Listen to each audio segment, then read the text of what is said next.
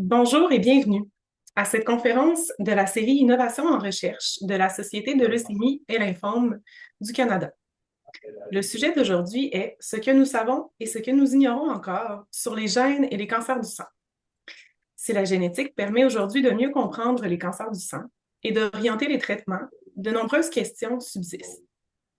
Pour en parler, nous recevons la docteure Claude Sirois, qui explorera les capacités prédictives des gènes face au risque de récidive, les raisons pour lesquelles la majorité des cancers du sang ne sont pas héréditaires, ainsi que l'impact concret des tests génétiques sur la précision du diagnostic.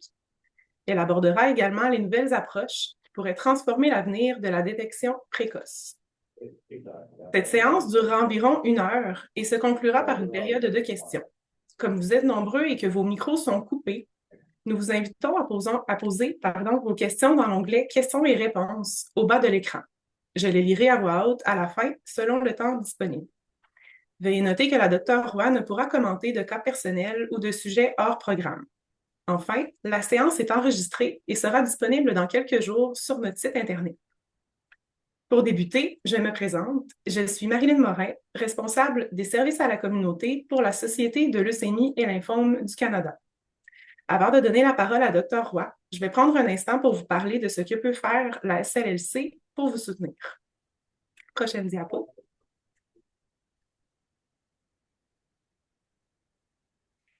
Alors que nous nous connectons virtuellement aujourd'hui, prenons un moment pour réfléchir à l'importance de notre présence sur ces terres et à notre responsabilité commune d'en prendre soin. Nous rendons hommage aux Premières Nations, aux Inuits et aux Métis pour les liens profonds qui les unissent à ces terres et pour leur contribution constante à nos communautés. Bien que nous venions de territoires différents, nous vous encourageons tous et toutes à prendre un moment pour réfléchir à la terre sur laquelle vous vous trouvez et à notre responsabilité commune de nous engager dans le processus de réconciliation en cours. À la SLLC, la diversité, l'équité, l'inclusion, l'appartenance et la promotion de l'équité en matière de santé guident nos efforts pour soutenir les membres de la communauté des personnes touchées par un cancer du sang. Prochaine diapo. Recevoir un diagnostic de cancer du sang est une épreuve bouleversante. Sachez que vous n'êtes pas seul. Notre communauté est à vos côtés à chaque étape. Vous recherchez des ressources spécifiques sans savoir par où commencer? Nos responsables des services à la communauté sont là pour vous offrir un accompagnement personnalisé. Dans une écoute attentive et compatissante, nous vous aidons à mieux comprendre votre traitement, à organiser vos soins et à vous orienter vers les services et soutiens disponibles dans votre région. Communiquez avec nous en composant le numéro sans frais 1-833-222-4884 ou visitez Cancer du sang pour trouver la personne responsable des services à la communauté de votre région. Prochaine diapo. Pour répondre à vos besoins et à vos préférences, notre site cancerdusang.ca propose une grande variété de formats. Vous y trouverez des fiches d'information et des brochures comme celle à l'écran, mais aussi les épisodes de notre balado Parlons des cancers du sang, des vidéos animées et les enregistrements de nos précédentes webdiffusions. Que vous cherchiez à mieux comprendre votre diagnostic, vos traitements ou les aspects psychosociaux de la maladie, rendez-vous sur notre site pour lire, écouter ou visionner ces ressources gratuites. Prochaine diapo.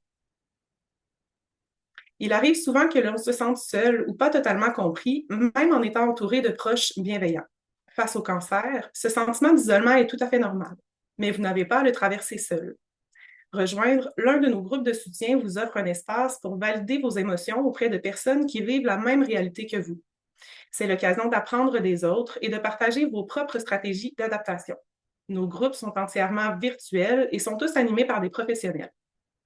Si vous préférez une approche plus personnelle, notre programme Premier Contact peut vous aider. Il vous permet de discuter avec un père bénévole formé, quelqu'un qui comprend réellement les bouleversements émotionnels et physiques liés au traitement. Peu importe le chemin que vous choisissez, retenez bien ceci, vous n'êtes pas seul. Pour vous inscrire ou en savoir plus, rendez-vous simplement sur notre site ou contactez-nous directement. Prochaine diapo. Il est maintenant temps de vous présenter notre conférencière. Dr Claude Sirois a complété sa formation en hématologie à l'Université de Montréal en 2019. Elle a, par la suite, entrepris une formation supplémentaire touchant la leucémie aiguë et la thérapie cellulaire en Colombie-Britannique avec le Leukemia Bone Marrow Transplant Program of British Columbia. Depuis septembre 2021, elle occupe un poste au sein de ce même programme et offre des soins aux patients atteints de cancer du sang ou insuffisance médulaire. Ses intérêts cliniques et de recherche sont principalement en lien avec la greffe de cellules souches hématopoïétiques allogéniques. Merci beaucoup, Dr. Roy, d'avoir répondu à notre invitation. Je vous cède maintenant la parole. Merci pour cette introduction. Puis j'aimerais aussi remercier la Société de leucémie et lymphome du Canada de m'avoir invité pour cette présentation. C'est vraiment un plaisir pour moi d'être aujourd'hui avec vous pour parler de la génétique et les cancers du sang.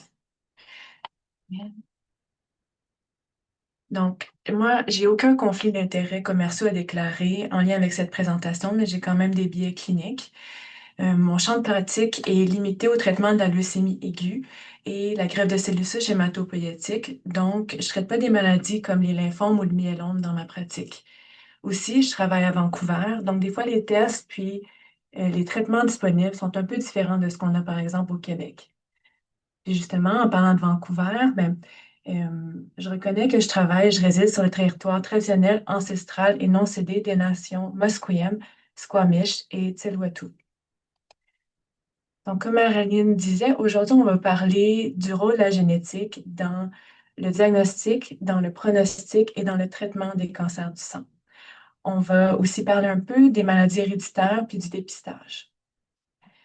Pour ça, il va falloir qu'on ait des bases en physiologie cellulaire, en génétique, puis qu'on parle un peu de la pathophysiologie du cancer en général pour comprendre un peu mieux le rôle de la génétique. Maintenant, ce qui a trait à la structure et à la physiologie de l'ADN. L'ADN, en fait, c'est comme le manuel d'instruction qui est nécessaire à la formation puis au fonctionnement d'un organisme vivant. Ça, c'est divisé en gènes, puis chaque gène code pour une protéine. Puis ces protéines-là, ils permettent de réguler les fonctions de la cellule. Au niveau de la structure, l'information est encodée par une séquence de 4 bases azotées. Ça, c'est un peu la langue qui est utilisée pour écrire ce manuel d'instruction. Les bases azotées, on les voit, je ne sais pas si vous voyez mon curseur. Euh, on les voit ici à droite, thymine, adénine, guanine, cytosine, puis il y a une séquence ici, une série qui alterne ces différentes bases azotées-là. Puis au niveau de la structure, cette séquence d'ADN est compactée autour de protéines, puis condensée, condensée, condensée pour former un chromosome. Les chromosomes, ils sont tous présents en 2 copies. Donc, le même présent en 2 copies. Un qui est hérité de la mère, puis un qui est hérité du père. Puis au total, on a 46 copies. On a 46 chromosomes en tout. Puis les chromosomes, ils sont situés au niveau du noyau de chaque cellule humaine. Donc, chaque cellule va contenir le manuel d'instruction au complet. Donc, c'est vraiment important qu'il y ait des mécanismes pour permettre à la cellule de savoir quel gène exprimer, à quel moment, puis dans quelle cellule. Donc, c'est tous des processus. Les processus d'expression des gènes, c'est hautement régulé. Comme vous savez, chaque individu est unique. Puis, ces différences-là sont en grande partie liées à la différence dans la séquence d'ADN. Mais les différences sont assez minimes d'une personne à l'autre. On estime qu'il y a à peu près 0,1 à 0,5 % des paires de bases qui sont différentes. Ça veut dire que mon ADN est 99,5 à 99,9 % identique à la vôtre. Puis ces différences-là, mais ça peut être des polymorphismes. Ça, c'est une variation dans la séquence d'ADN qui est fréquente, donc qui affecte plus que 1 % de la population. Ce n'est pas associé à une maladie. Ça, c'est comme un peu là, une liberté artistique dans le texte du manuel d'instruction. Puis il y a des anomalies génétiques ou des mutations. Ça, c'est une variation dans la séquence d'ADN qui est rare, qui affecte moins de 1 % de la population, puis qui est souvent associée à une maladie. Mais ça peut être aussi silencieux. Ça veut dire que ça n'a pas d'impact sur la fonction des cellules. Puis à ce moment-là, c'est difficile de dire si c'est vraiment une anomalie génétique ou si c'est un polymorphisme qui est rare. Il y a plusieurs types de mutations d'anomalies génétiques. Premièrement, il y a les mutations ponctuelles. Ça, c'est un changement d'une ou quelques bases azotées dans la séquence d'ADN d'un gène. C'est un peu comme une faute de frappe. Donc, des fois, il y a une lettre qui est substituée, qui est insérée, qui est perdue, qui est inversée. C'est vraiment comme une faute de frappe dans la séquence. Un exemple en hématologie, c'est le syndrome de l'hyphromélie. Ça, c'est causé par une mutation ponctuelle dans le gène de TP53 qui est héréditaire. Ce gène-là, c'est un gène qui est suppresseur de tumeurs, puis la mutation le rend dysfonctionnel. Donc, les gens qui sont atteints de cette maladie-là ont une prédisposition à différents types de cancers, dont les cancers du sang. Puis on va en parler un peu plus tard. Un autre exemple d'une mutation ponctuelle pour une maladie qui est plus fréquente, là, c'est la maladie de la fibrose kystique. Ça, c'est une mutation ponctuelle également. Il y a aussi des anomalies chromosomiques. Ça, c'est quand il y a une plus grande partie de la séquence d'ADN qui est affectée, là, vraiment au niveau de la structure des chromosomes. Puis ça, ben, ça peut être une anomalie structurelle. Ça, c'est une partie du chromosome qui est affectée. Il y a différentes choses qui peuvent se passer. Un exemple, c'est une translocation. Ça, c'est quand il y a un échange d'une partie d'un chromosome avec un autre chromosome. Comme on voit ici, le chromosome bleu puis le chromosome jaune, ben, ils ont échangé une partie de leur ADN. Un exemple en hématologie, c'est la leucémie myéloïde chronique, qui est causée par une translocation de le chromosome 9 puis le chromosome 22. C'est un échange de matériel entre ces deux chromosomes-là. Puis on va en parler un peu plus tard là, de son impact, puis comment est-ce que ça cause une leucémie. Il peut aussi y avoir des anomalies numériques. Ça, c'est quand on perd ou on acquérit un chromosome au complet. Puis un exemple qui est assez fréquent, c'est le syndrome de Down, qui est causé par une trisomie 21. Ça veut dire qu'au lieu d'avoir deux copies du chromosome 21, on en a trois. Puis ces gens-là sont affectés, ils ont toutes sortes d'atteintes. Puis ça inclut une prédisposition à la leucémie. Comment est-ce que quelqu'un se retrouve avec des anomalies génétiques? Bien, il y a deux manières. Premièrement, bien, on peut être né avec. Ça, c'est des anomalies qui sont héréditaires ou germinales, qui sont transmises par un ou les deux parents. On peut aussi avoir des anomalies somatiques. Ça, ce sont des anomalies qui sont acquises durant la vie. Ça peut être causé par des dommages à l'ADN, soit par de la radiation, de la chimiothérapie, ou disons du stress oxydatif qui peut se produire dans le contexte d'une inflammation chronique. Ça peut aussi se produire simplement dans le processus de renouvellement physiologique de nos tissus. Il peut y avoir une erreur dans la copie de l'ADN. Ça, on va en parler un petit peu plus tard. Puis, ces anomalies génétiques-là peuvent causer des protéines dysfonctionnelles ou des protéines qui sont présentes en quantité trop élevée ou quantité trop faible. Puis ça peut avoir un impact fonctionnel sur les cellules. Comme c'est quelque chose qui peut se produire de manière physiologique, puis en lien avec différentes insultes génotoxiques qu'on peut subir durant la vie, bien, on acquérit un grand nombre de mutations durant notre vie. Puis, pour pas que ça nous cause de problème, ben, notre organisme a quand même plusieurs mécanismes pour essayer de diminuer leur impact. Comme par exemple, on a plusieurs mécanismes de réparation de l'ADN. On a des mécanismes d'apoptose, on va en parler un peu plus tard. Ça, c'est le processus qu'une cellule se rend compte qu'elle est endommagée, puis elle va s'autodétruire afin de ne pas causer de problème à l'organisme. Puis, on a aussi notre système immunitaire qui peut reconnaître et éliminer les cellules qui sont dysfonctionnelles. Ça nous amène à parler de comment ça fonctionne une cellule. Mais pour qu'un tissu croît ou pour qu'il se répare, puis même juste pour qu'il se maintienne, il faut une certaine régénération cellulaire. Puis ça, c'est vraiment un équilibre qui se passe entre la production de nouvelles cellules puis l'élimination de cellules. Donc, vraiment là, un équilibre. Le processus de production de nouvelles cellules, ça s'appelle la division cellulaire. Puis le processus de perte de cellules, c'est la mort cellulaire. Puis comme cet équilibre-là est excessivement important, bien, ces processus sont hautement réguliers par différents mécanismes dans notre organisme. La division cellulaire, ça, c'est une séquence d'événements qui mène à une cellule mère, ici, à former deux cellules filles. Puis dans ce processus-là, mais la cellule mère doit copier son ADN pour pouvoir en donner une copie à chacune de ces cellules filles. Puis c'est lors de la copie de son ADN qu'il y a des mutations qui peuvent s'introduire, comme des fautes de frappe.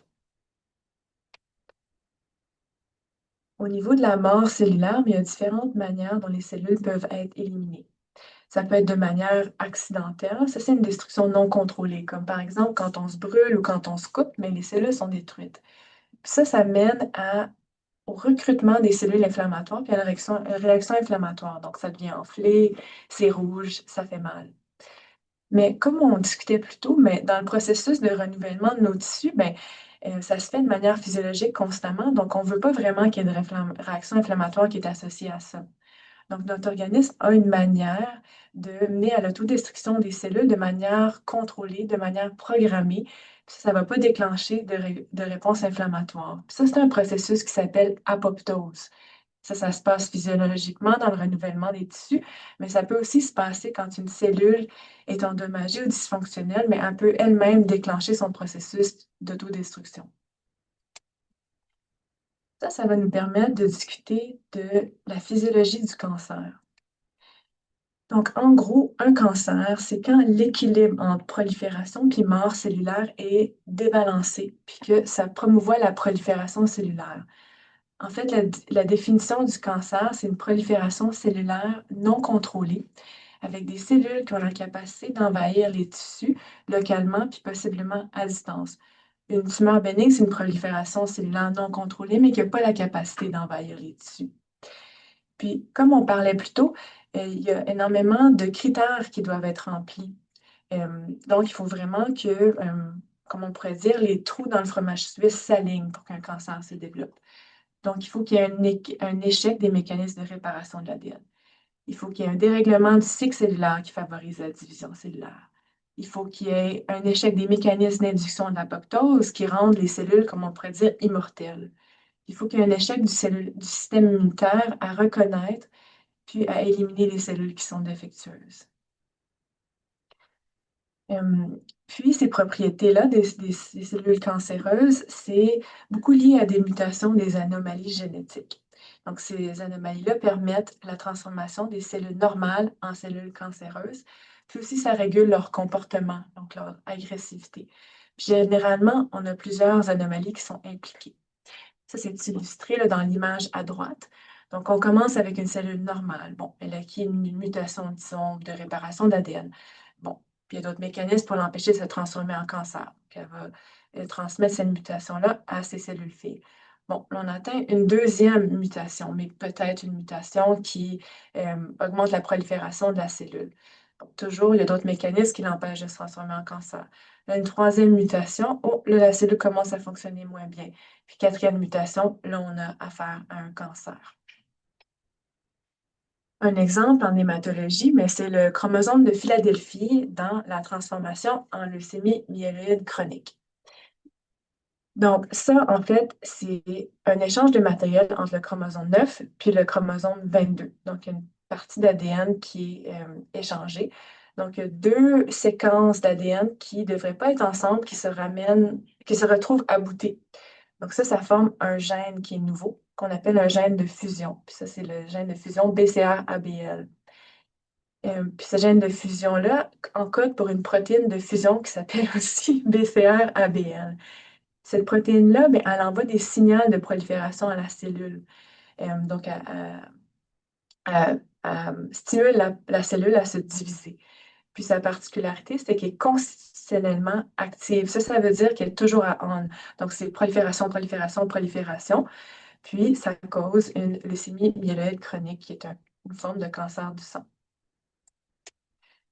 Maintenant, pour les cancers du sang, plus spécifiquement, ben, on va débuter par parler de la formation du sang. Le tout débute dans la moelle osseuse, où on retrouve des cellules souches pluripotentes. Pluripotente, ça veut dire que cette sorte de cellule souche a le potentiel de créer toutes les cellules qu'on retrouve dans le sang, mais elle ne peut pas créer des cellules de d'autres tissus, comme par exemple des cellules de peau. Puis pour qu'une cellule souche se transforme en, disons, neutrophile, une sorte de cellule mature, bien, elle va passer par un processus de différenciation puis de maturation qui va mener à cette cellule mature-là. Puis elle a le potentiel de créer toutes sortes d'autres cellules matures dans le sang. Puis des mutations, on peut en retrouver à différents endroits dans ce processus. Ça peut se passer dans les cellules plus immatures, des cellules plus matures, ça peut se passer dans une lignée comme la lignée myéloïde, ça peut se passer dans une autre lignée comme la lignée lymphoïde. Puis dépendamment de où la mutation a lieu, mais ça cause un cancer du sang qui est différent. Les cancers du sang, on en a énormément. C'est un groupe qui est très hétérogène. qu'il y a des leucémies aiguës, il y a des leucémies chroniques, il y a des leucémies myéloïdes, il y a des leucémies lymphoïdes, il y a toutes sortes de lymphomes, des myélomes multiples. Il y en a vraiment différents types, c'est très hétérogène. Malgré le fait qu'il y a énormément de mutations dans ce panier-là, mais ça reste que les cancers du sang, c'est quand même assez rare. Ça représente à peu près 6 à 7 des cancers chez l'adulte. Puis la génétique joue un rôle dans leur prise en charge. Ça joue un rôle qui est diagnostique, joue un rôle qui est pronostique, puis ça joue un rôle qui est thérapeutique. Puis il y a plusieurs volets au niveau thérapeutique. Ça aide à stratifier la maladie, puis à choisir le meilleur traitement. Il y a certaines mutations qui peuvent être ciblées par des thérapies ciblées. Puis ça permet à la surveillance d'activité de la maladie dans certains cas. Donc là, je vais vous illustrer un peu comment on diagnostique une leucémie. Euh, mais il y a des tests similaires qui peuvent aussi se faire pour le diagnostic des lymphomes, disons sur une biopsie de ganglion. Mais là, on va parler d'une biopsie de moelle osseuse. Donc, quand on suspecte une leucémie, on va faire une biopsie de moelle osseuse. Puis la première chose qu'on va faire avec l'échantillon, c'est qu'on va le regarder sous le microscope. Donc là, ça, c'est une image de ce qu'on pourrait voir sous le microscope. Donc là, ce que je vois, c'est des cellules qui sont immatures, des blastes. Donc, je sais que j'ai affaire à une leucémie aiguë, mais je ne sais pas une leucémie dans quelle lignée. Donc, le prochain test que je vais faire, c'est un test de cytométrie de flux. Ça va me permettre d'analyser le profil d'expression de protéines sur la surface des cellules. Puis là, ça va me dire si c'est une leucémie qui est lymphoïde ou myéloïde. Dans ce cas-ci, c'est une leucémie aiguë myéloïde. Ensuite, mais je vais faire des tests génétiques pour pouvoir déterminer à quel sous-type j'ai affaire. Il y a des tests de cytogénétique qui vont m'aider à voir l'anatomie des chromosomes, puis des analyses moléculaires qui vont lire la séquence d'ADN puis détecter les mutations ponctuelles. Donc ici, j'ai une translocation entre le chromosome 8 et 21. Et aux analyses moléculaires, mais je peux détecter la protéine de fusion qui est encodée par cet échange de matériel-là entre ces deux chromosomes. Ça s'appelle RUNX1, RUNX1T1. Ça, c'est ce que je viens d'expliquer un peu. Je voulais aussi vous montrer la classification de la leucémie aiguë selon l'Organisme mondial de la santé. Dans tout le bloc ici, ça, ce sont des entités distinctes qui sont définies par des anomalies génétiques. Puis ça, c'est les entités qui ne sont pas encore définies par des anomalies génétiques, c'est défini par l'aspect sous le microscope. Puis, le rôle de la génétique est de plus en plus important dans le diagnostic des cancers du sang, dont la leucémie myéloïde aiguë. Juste pour vous donner un exemple, ça, c'est la classification de l'Organisme mondial de la santé en 2001. On avait seulement 4 entités qui étaient définies par des anomalies génétiques, puis maintenant, on en a 13. Puis, il y en a une de ceux-là qui est un peu qui regroupe plusieurs différentes anomalies, dont ces 17 anomalies qui sont notées ici. Donc, le rôle de la génétique est de plus en plus important dans le diagnostic des cancers du sang. Par contre, quand on détecte ces mutations-là, on n'est pas capable de dire si c'est germinal, héréditaire ou somatique, acquis. Donc, si on suspecte que c'est héréditaire, il faut faire des tests plus approfondis. Par contre, la majorité des anomalies qu'on va détecter quand on fait le diagnostic d'un cancer du sang, ils sont somatiques, donc ils sont acquises. Il y a seulement 5 à 10 des cas de cancer du sang qui sont liés à une prédisposition génétique. Un exemple, c'est comme on parlait plus tôt, de cette mutation de TP53, c'est relativement fréquent en leucémie myéloïde aiguë. On l'identifie chez 5 à 10 des cas. Par contre, il y a moins de 10 de ces 5 à 10 %-là qui sont germinales, donc héréditaires, et liées à ce syndrome de l'iphromanie dont on parlait plus tôt. Ça, c'est une liste des conditions là, qui sont héréditaires, qui peuvent être associées à des leucémies myéloïdes aiguës. Il y en a quand même beaucoup, mais c'est des maladies qui sont très rares. Les tests génétiques, par contre, ce n'est pas suffisant pour faire le diagnostic de cancer du sang parce que la même mutation ou anomalie génétique peut être présente dans différents types de cancers du sang. Puis elle peut même être présente dans différents types de cancers en général. Comme par exemple, cette mutation de TP53, elle peut être présente dans virtuellement tous les types de cancers. Ça, c'est ce qu'on voit ici. Ça, c'est différents types de cancers. Puis là, l'incidence de la mutation de TP53. Donc, disons un cancer de l'ovaire, mais c'est à peu près 50% qui sont mutés pour TP53. Ça, c'est la section qui nous intéresse. Cancer du sein, mais c'est cancer du sein. Cancer du sang, ça, c'est seulement 12,7%. Puis aussi, il y a certaines mutations qui peuvent même être présentes chez des individus qui n'ont pas de cancer du sang. Donc, quand on regarde des études populationnelles, mais avec un grand nombre d'individus, on peut faire des prises de sang, puis on peut tester s'il y a la présence de mutations du cancer du sang qui se prédispose au cancer du sang chez ces individus-là. Puis on se rend compte que on peut détecter chez les gens qui ont des taux de cellules sanguines qui sont normales, donc qui n'ont pas de cancer du sang. Ça, c'est un phénomène qui s'appelle hématopoïèse clonale avec potentiel indéterminé ou CHIP. Puis ça, c'est probablement lié au fait que pour qu'une cellule normale se transforme en cancer, il y a plusieurs étapes qui sont nécessaires. Donc, si, disons, une cellule dans la moelle osseuse développe une mutation, on peut potentiellement la détecter dans le sang d'un individu, puis ça avant que cette personne-là développe un cancer du sang. Donc ça, cette entité de CHIP, c'est reconnu comme un état précurseur de cancer du sang par l'Organisme mondial de la santé. En tant que facteur de risque, mais il y a l'âge avancé. Chez les gens de moins de 40 ans, ça, c'est présent chez moins de 1%. C'est quand même assez rare. Par contre, chez les gens qui ont plus que 70 ans, on le retrouve chez 10 à 20% des individus. Ça, c'est associé avec un risque de développer un cancer du sang d'à peu près 0,5 à 1% par année. Ça n'a pas l'air énorme, mais c'est quand même 12 fois plus élevé que la population en général. Puis il existe d'autres facteurs de risque, comme par exemple les gens qui ont été exposés à la chimiothérapie. Mais ça, ça peut endommager l'ADN, sont plus à risque d'avoir des mutations dans leur sang. Même les gens qui ont de l'inflammation chronique, l'exposition au tabac, la radiation, ça aussi, ce sont des facteurs de risque. Actuellement, mais ça, c'est la détection de ces mutations-là, c'est seulement utilisé dans un contexte de recherche. Donc, vous ne pouvez pas demander à votre médecin de faire ces tests-là. Ce n'est pas disponible dans la pratique en général.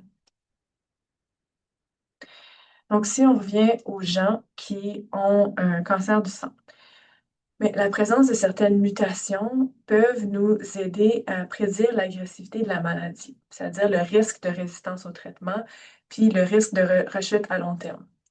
Là, je vais vous expliquer comment lire une courbe de survie pour donner un exemple en leucémie myéloïde aiguë.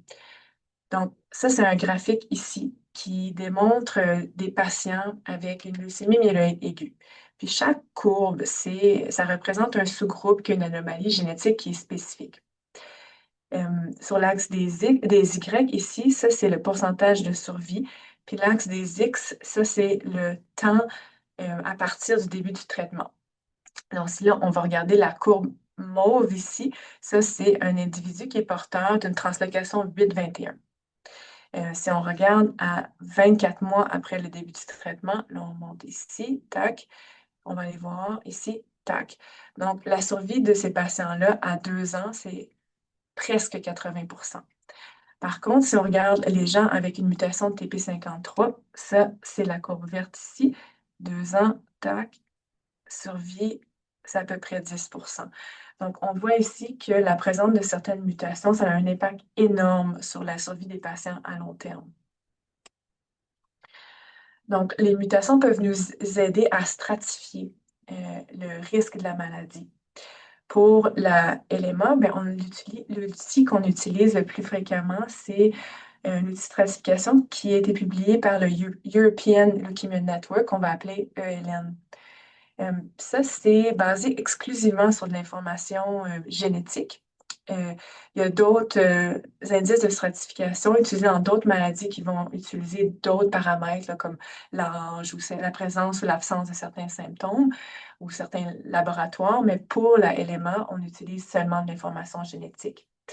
Ça nous permet de diviser les patients en 3 catégories de risques: favorables, intermédiaires, puis au risque. Donc, la translocation 821 est dans la catégorie favorable, puis la mutation de TP53 est dans la catégorie adverse.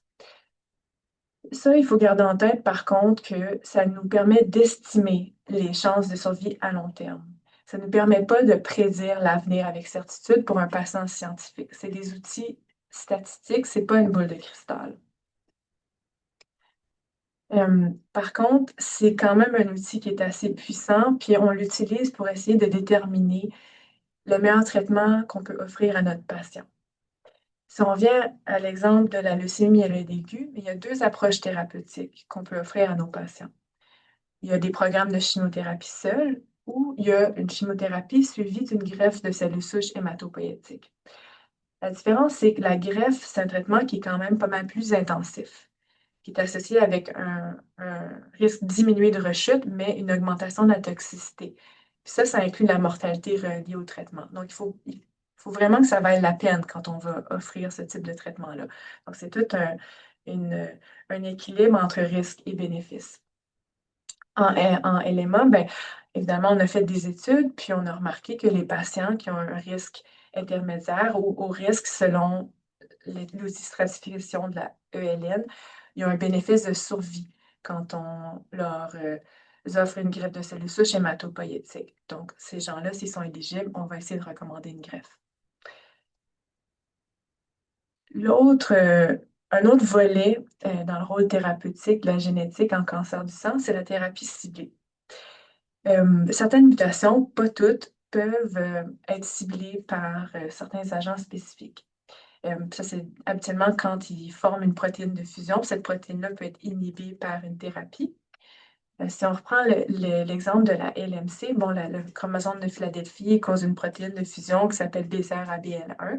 Cette protéine-là peut être inhibée par une classe de médicaments qui s'appelle les inhibiteurs de tyrosine kinase qui vont s'insérer dans la protéine puis l'empêcher de fonctionner.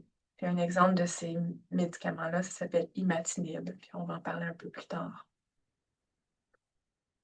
Euh, le dernier volet thérapeutique, mais c'est la surveillance de l'activité de la maladie.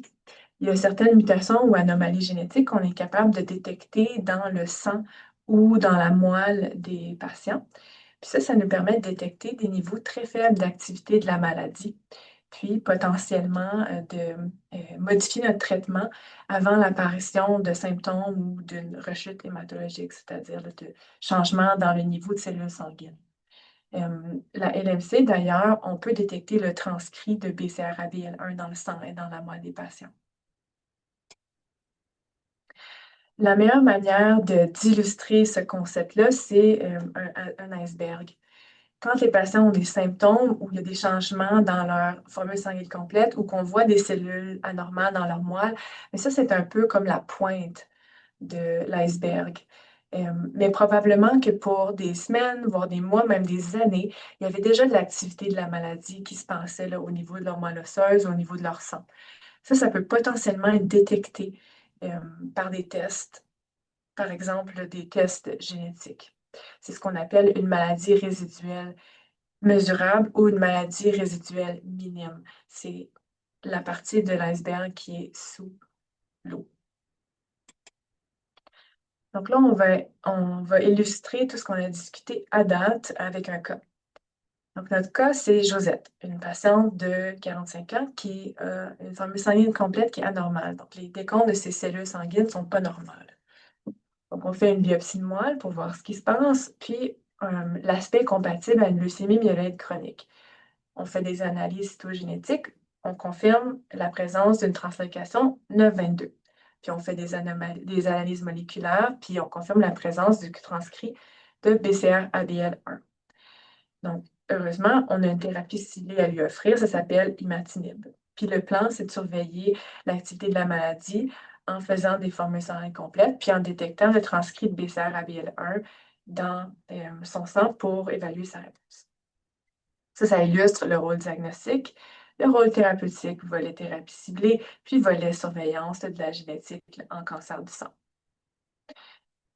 Donc, après un mois, sa formule sanguine se normalise, donc on ne voit plus la pointe de l'iceberg. Mais par contre, après 6 mois, on détecte toujours la mutation, le transcrit de BCR-ABL1 dans son sang. Donc ça veut dire que la maladie est encore active, mais à faible niveau. Donc, son traitement est modifié. On va utiliser dasatinib au lieu d'imatinib. Ça, c'est un médicament de la même classe, mais qui est plus puissant. Puis suite à ça, bien, notre patiente, elle va atteindre euh, des niveaux acceptables de contrôle de la maladie au niveau moléculaire. Maintenant, pour ce qui est du dépistage des cancers du sang, bien, on va parler de dépistage du cancer en général. Donc, comme vous savez probablement, il existe plusieurs programmes de dépistage du cancer au Canada. On a un cancer du côlon, cancer du sein, cancer de l'utérus, puis cancer du poumon. On n'a pas de programme de dépistage pour le cancer du sang ou, disons, pour le cancer du pancréas. Pourquoi? Mais c'est que Santé Canada a des critères assez spécifiques pour l'instauration d'un programme de dépistage du cancer. Le premier, c'est un problème de santé qui est significatif. Je l'ai mis entre guillemets parce que ça, c'est la terminologie qui est utilisée par Santé Canada. Ça ne veut pas dire significatif au niveau personnel, ça veut dire significatif au niveau populationnel. Donc, ça veut dire un problème de santé qui est fréquent. Puis, je m'excuse de dire, qui coûte cher au système. Deuxièmement, il faut qu'il y ait un test qui permette de détecter la présence d'un cancer avant l'apparition de symptômes. Troisièmement, il faut qu'il y ait une intervention qui permette d'améliorer le devenir des patients si le cancer est détecté plus tôt. Puis, quatrièmement, bien, il faut qu'il y ait un rapport coût-bénéfice favorable. Donc, pardon, est-ce que le cancer du sang, c'est un problème de santé significatif? Bien, au niveau personnel, clairement que oui, mais au niveau populationnel, bien, il reste que c'est un cancer qui est assez rare.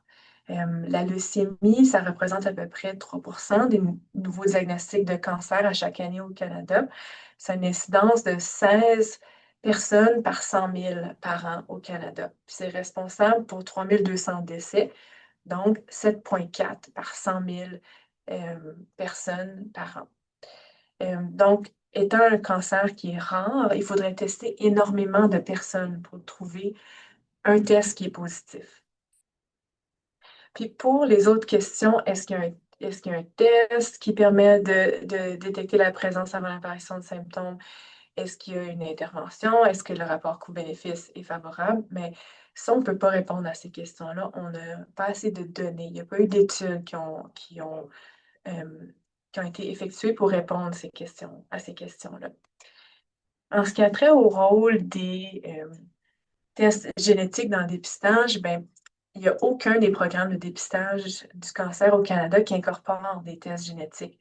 Puis ça, c'est un peu le même problème, c'est parce qu'on n'a pas de données pour suggérer que c'est bénéfique. Il y a les questions coût-bénéfice, les questions intervention, si on n'a pas de réponse. Mais aussi, les tests génétiques, il y a quand même des problèmes au niveau de l'interprétation. Ça peut potentiellement nous donner énormément d'informations, mais des fois, on sait pas quoi faire avec cette information-là. Il y a des anomalies que c'est clair, on sait qui prédisposent à un cancer, mais il y a des anomalies qui ont une signification qui est indéterminée. On ne sait pas ce que ça veut dire.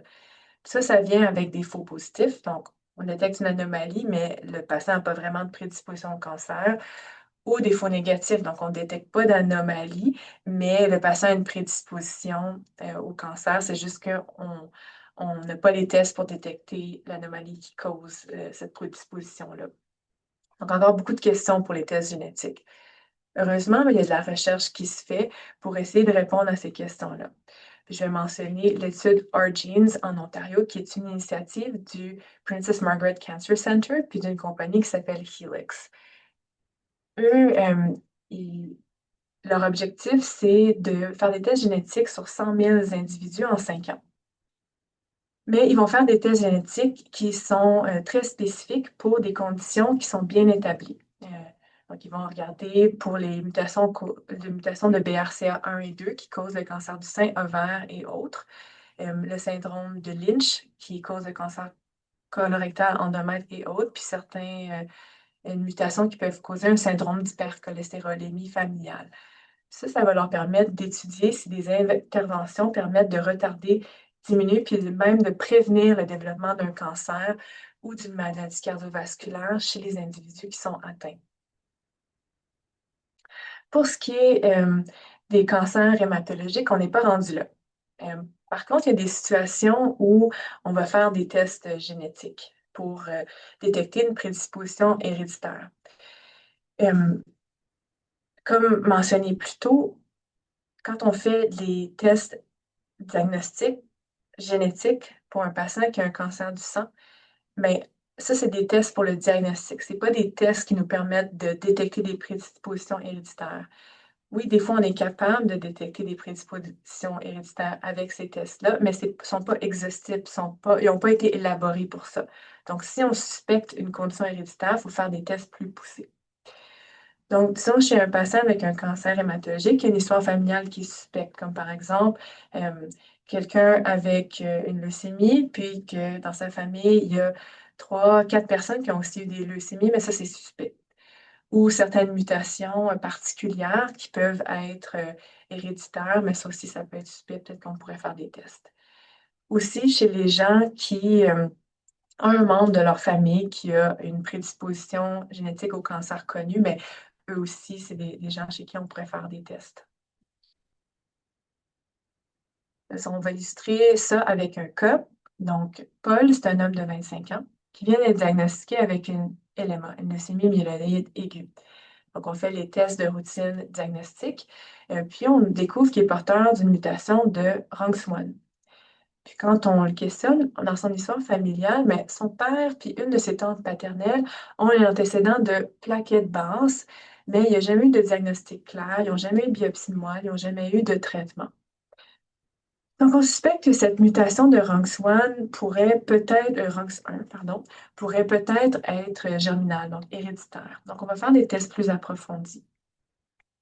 Le meilleur test pour déterminer si cette mutation-là est germinale, mais c'est de faire une biopsie de peau, puis d'aller tester les cellules de la peau pour cette mutation-là. Parce que, comme on se rappelle, euh, toutes les cellules contiennent tout le manuel d'instruction. Donc, si la mutation est héréditaire, elle va être présente dans toutes les cellules. Donc, quand on va tester les cellules de la peau, bien, elles vont être porteuses de la mutation de RUNX1. Par contre, si c'est une mutation qui est acquise, la mutation de RUNX1 va seulement être présente dans les cellules leucémiques. Donc, quand on va faire la biopsie de la peau, mais ça va être négatif pour la mutation de RUNX1. Donc là, on fait ce test-là, puis on confirme que la mutation est héréditaire, donc germinale.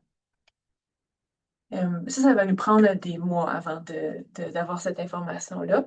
Entre-temps, Paul va être traité de manière standard, il va recevoir une chimiothérapie d'induction, puis il va atteindre une rémission.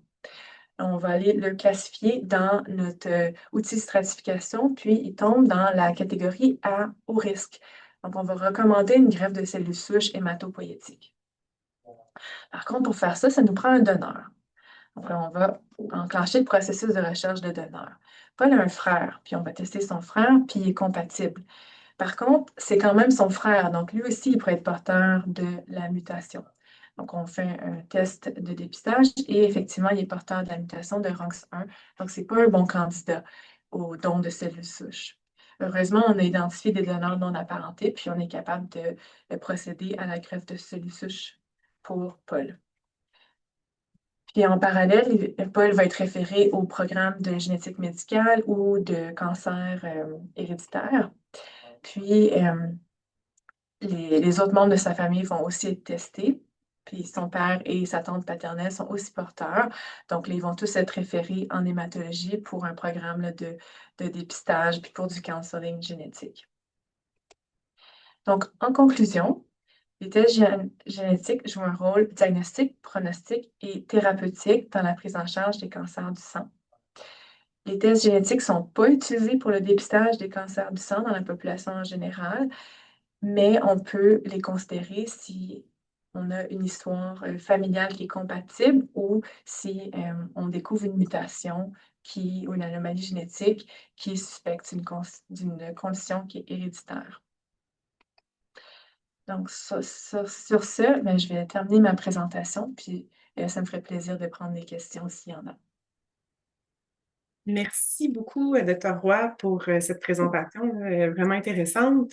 Il est maintenant l'heure de passer à notre période de questions. Donc, comme indiqué au début, je vous invite à inscrire vos interrogations dans l'onglet Questions et réponses au bas de votre écran et je les lirai à voix haute pour notre conférencière. Vous êtes très nombreux aujourd'hui et le temps file. Il est donc possible que nous ne puissions pas traiter toutes vos demandes. Je vous rappelle également que Dr. Roy ne pourra pas se prononcer sur des cas de santé personnelle ou des sujets hors programme. Ceci étant dit, nous avons hâte de vous entendre. Commençons avec une première question. Donc, vous l'avez abordé là, au niveau des tests génétiques, mais on avait une question là, quelqu'un là, qui se demandait là, quand vraiment faut-il envisager là, des tests génétiques et pour qui? Donc, en gros, là, qui devrait se faire tester? Euh, ben, la population générale n'est pas éligible. Je vais juste ressortir ma diapo ici. Donc, si on parle de quelqu'un avec un cancer hématologique, ça va être soit qu'il y a une histoire familiale suspecte. Donc, ça va être le médecin qui va poser des questions lors du diagnostic. Est-ce qu'il y a des autres personnes dans la famille qui sont atteintes? Il y a différents critères là, qu'on peut aller regarder, là. Un membre de la famille de premier degré, deux membres de la famille de deuxième degré, ou peu importe ce qu'on trouve qui est significatif. Ou des fois, on va trouver des mutations qui pourraient potentiellement être germinales. Puis ça, je vais revenir à une diapo ici. Donc, il y a certaines conditions génétiques, là, certaines mutations, dont le RUNX1 dont on parlait avec Paul ici, qui fait partie de ma liste de mutations, que quand je la détecte, euh, je vais aller faire des tests génétiques pour m'assurer que ce n'est pas une maladie héréditaire. Puis pour quelqu'un qui est en santé, qui n'a pas de cancer hématologique, ben, ça va être s'il y a un membre de la famille qui est atteint d'une condition héréditaire, ça va valoir la peine là, de faire des tests pour cette personne-là. Merci. Donc, on va enchaîner avec une deuxième question. Que nous reste-t-il à comprendre? Vous avez parlé beaucoup là, de ce qu'on sait actuellement, dans le fond, des mutations génétiques, mais qu'est-ce qui nous resterait là, à comprendre sur les mutations génétiques? Mais énormément, énormément de choses. Euh, Parce que là, présentement, ce qu'on fait, c'est qu'on a un panel, puis on va tester des mutations spécifiques qu'on sait qui ont un impact sur le devenir des patients. Mais ça, il faut rester humble. On n'a probablement pas identifié toutes les mutations qui ont un impact. Donc, il y a encore des mutations à identifier. Euh, Quand on fait le diagnostic comme ça, on ne va pas regarder toute l'ADN des gens. On va juste regarder des gènes spécifiques. Euh, donc, potentiellement qu'un jour, on va être capable de regarder toute l'ADN au complet, puis d'avoir plus de parties du puzzle qui vont nous aider à euh, choisir les meilleurs traitements. On ne sait pas non plus, il y a quand même plusieurs des mutations dont on ne connaît pas la signification. Donc, des fois, on va trouver des mutations, mais on ne sait pas exactement ce que ça veut dire. Donc, ça aussi, ça va être quelque chose qu'on va développer au niveau du temps. On va être capable de mieux diagnostiquer nos patients, on va être capable de mieux les stratifier avec plus d'informations sur les mutations. Puis aussi, ben, peut-être qu'on va découvrir aussi plus de mutations qui peuvent être ciblées par les traitements ou on va raffiner nos outils pronostiques pour offrir des meilleurs traitements à nos patients. Puis peut-être qu'à un moment donné, on va être capable de faire du dépistage aussi quand on va avoir plus d'informations puis qu'on va mieux savoir quoi faire avec cette information. Je sais, c'est une question très vague, donc c'est une réponse très vague. On pourrait parler de ça pendant des mois. Oui, j'imagine que ça pourrait être un sujet entier sur une présentation, mais merci là, d'y avoir répondu, même si c'était une question vague. Donc, prochaine question. Est-ce qu'on peut avoir les mutations génétiques de plusieurs types de cancers? Je comprends pas exactement la question. Donc, Comme par j'imagine que exemple, la personne se pose la question, dans le fond, de ben, différents types, pas seulement pas seulement les cancers du sang, mais un différent type, là. Je sais que vous OK. l'aviez abordé un Je petit peu. vais, je vais vous donner un exemple, Oui. disons. Euh, on va retourner. Non, je vais retourner dans le dépistage. Euh, oui, on peut. Euh, oui. Disons que quelqu'un est porteur de la mutation de BRCA1, puis qui a un cancer du sein qui va être traité avec chimiothérapie. Euh, la chimiothérapie, c'est un facteur de risque pour développer des mutations additionnelles parce que ça a un effet génotoxique. Donc, on peut développer des mutations additionnelles. Donc, les gens qui ont été exposés à la chimiothérapie dans le passé pour n'importe quel type de cancer sont plus à risque de développer des cancers du sang. Donc, on appelle ça des cancers secondaires. On voit souvent des gens qui ont reçu de la chimiothérapie pour un autre cancer, qui développent un cancer secondaire, puis qui ont acquis d'autres mutations en lien avec la chimiothérapie qu'ils ont reçue, qui a causé des dommages à l'ADN. Donc, oui, on peut être porteur de différents types de mutations qui causent différents types de cancers. Puis, des fois, un prédispose à l'autre. Je ne sais pas si ça répond à la question. Je pense que ça répond, oui, assez spécifiquement. Merci beaucoup. Donc, on va prendre quelques autres questions. Est-ce que quelqu'un là, qui a reçu là, un diagnostic de cancer du sang, est-ce que je dois demander à mon médecin de faire des tests génétiques sur mes enfants, mes frères et sœurs, ou est-ce que ça me sera proposé si c'est pertinent pour ma maladie? C'est une très bonne question. On se fait demander ça assez souvent. Habituellement, si c'est pertinent, ça va être proposé, mais ça vaut toujours la peine de demander puis de recevoir des explications de son médecin. Son médecin. C'est pour s'assurer que c'est quelque chose qui a été considéré. Oui. Mais la grande majorité des cas c'est des mutations somatiques, des cas qui sont pas liés à une prédisposition génétique. Mhm. Parfait. Merci encore. Ensuite, vous avez dit qu'on manque de données pour utiliser la génétique pour faire du dépistage, mais pensez-vous que ce sera possible un jour? J'espère que ça soit possible. Il y a énormément de recherches qui se fait au sujet. Puis, conséquemment aussi, les tests coûtent de moins en moins cher. Donc, ça regarde quand même bien au niveau de peut-être qu'un jour, on va être capable d'inclure ça, puis de faire de la médecine personnalisée. Ouais. Ensuite, peut-être là, deux, trois dernières questions. Pourquoi une LMC, donc une leucémie myéloïde chronique, se transforme en une LMA, donc leucémie myéloïde aiguë, si non traitée? C'est c'est l'évolution. Bon, premièrement, moi, je ne traite pas de leucémie myéloïde chronique, je traite juste des leucémies aiguës, mais c'est l'évolution naturelle de la maladie qui devient de plus en plus agressive. Quand on a des mutations, des anomalies génétiques, des mutations, mais ça cause de l'instabilité dans le génome, puis on est à risque d'acquérir de plus en plus de mutations. Comme quand la cellule se divise, ben, la cellule cancéreuse n'a pas une très bonne machinerie de réplication, là, puis elle est en train de se diviser en fou. Donc, elle a tendance à faire plein d'erreurs dans son génome, puis ses mécanismes de réparation ne fonctionnent pas très bien.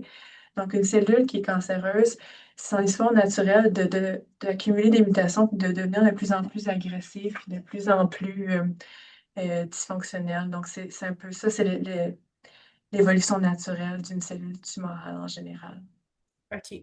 Mais ici, la question, là, on demandait le si non traité. Donc, ce qu'on comprend là, de votre réponse, c'est que c'est l'évolution naturelle de la maladie si non Mais traitée.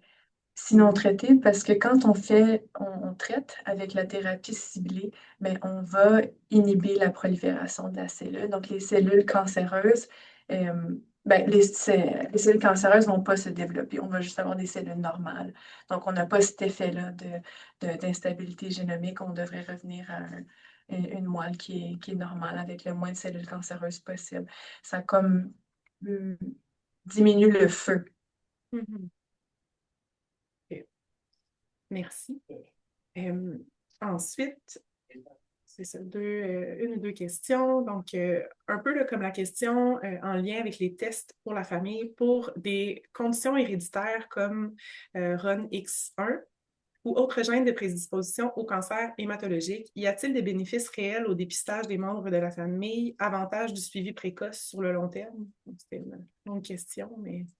Oh, ça, c'est difficile à dire parce qu'on n'a pas d'études, donc on n'a pas vraiment de données qui vont nous dire ah, quand on suit les patients plus tôt, ben, on est capable d'améliorer leur devenir. On, on le fait pareil.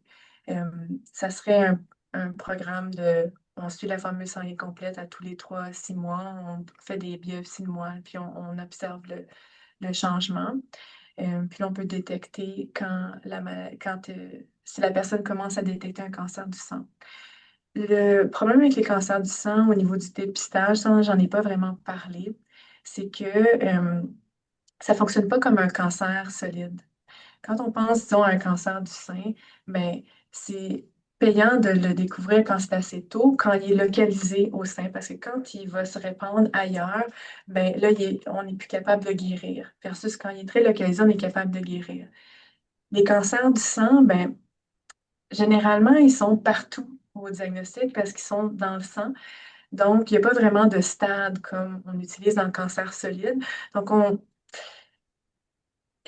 ne sait pas vraiment si nos chances de guérir sont plus élevées si on les attrape plus tôt.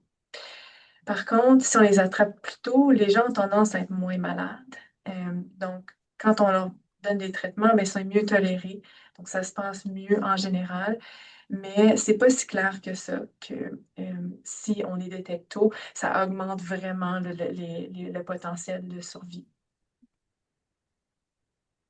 Super. Merci beaucoup pour votre réponse.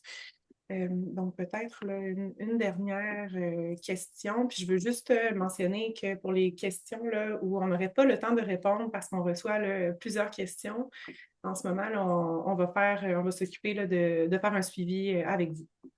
Donc, peut-être une dernière question. Je vais juste regarder là, lesquelles seraient plus pertinentes. Là. Euh, Une question sur les facteurs de risque, là, quelque chose qu'on n'aurait peut-être pas mentionné. Donc, comment expliquer que certains facteurs de risque bien documentés dans la littérature, comme les pesticides, semblent peu souvent reconnus comme stratégie de prévention pertinente? Pourriez-vous expliquer le concept de l'épigénétique concernant les mutations induites par les facteurs de risque non liés à des prédispositions génétiques? Donc, les facteurs épigénétiques, dans le fond, pour tout le monde, c'est pas un changement dans la séquence d'ADN, c'est des changements dans l'expression des gènes de l'ADN. C'est pour ça qu'on dit épigénétique, c'est comme pas dans le code en tant que tel, mais c'est en dehors du code. Ça joue un rôle majeur parce que ben, si un gène est exprimé ou non, ça peut faire une différence dans la fonction de la cellule. Euh, le rôle des pesticides puis des agents chimiques toxiques n'est pas nécessairement si bien documenté que ça. Euh, En fait, pour certains cancers, ça dépend de quel agent, puis ça dépend de quel cancer. Donc, ça, c'est quelque chose qui pourrait être très payant au niveau de la médecine occupationnelle, au niveau des employeurs. Euh, mais il faudrait qu'il y ait assez de données pour que le gouvernement soit capable de faire de la législation par rapport à ça. Puis moi, je ne travaille pas en santé publique, donc je ne sais pas exactement où est-ce qu'ils sont rendus par rapport à, à ces problématiques-là. Mais il y a effectivement des, euh, des choses qui pourraient être faites au niveau de la prévention. Mais ça, c'est en dehors du rôle d'un hématologue, étant donné que moi, je serais des gens qui ont déjà les cancers. Ça serait plus en santé publique, en médecine occupationnelle, que ces choses-là pourraient être réglées. Donc, c'est tout le temps là, qu'on avait pour les questions. Merci beaucoup là, à tous et à toutes là, pour vos questions. Puis merci à vous, le Dr. Roy, d'avoir pris le temps d'y répondre. On peut passer à la prochaine diapo là, après la période de questions.